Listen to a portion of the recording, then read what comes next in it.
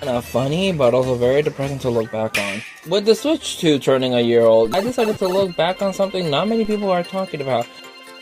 While yes, we can talk about Nintendo having the ability to brick your system, the keycard scandal, the $450 to $500 price point, the $80 games, the over $1,000 needed to experience the entire system.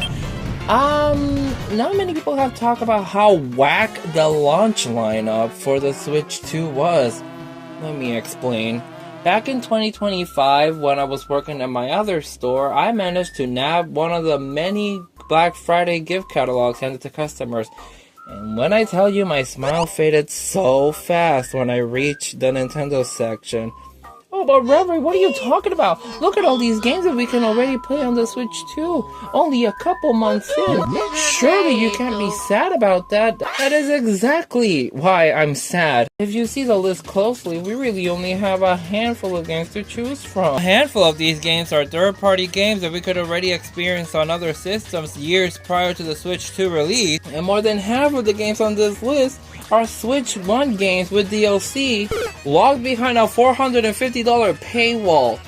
And it was all made even worse by the fact that every game announced on the September 2025 Nintendo Direct were not gonna see the light of day until later this year.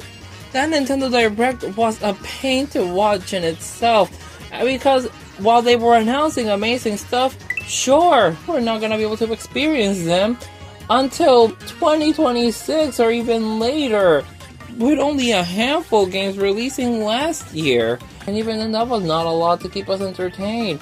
And once again, yes, it had third-party support, but games like Cyberpunk and Split Fiction were already available years prior on other systems, meaning that there wasn't really an incentive to pick them up for the Switch 2 unless you were either a hardcore game collector or just someone looking to play those games on the go.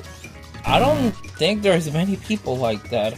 Thankfully though, the Switch 2 has picked up the pace a lot since then. Many amazing games releasing this year, and I am so excited to see what else is in store for this neat little system. But still, looking back at all of this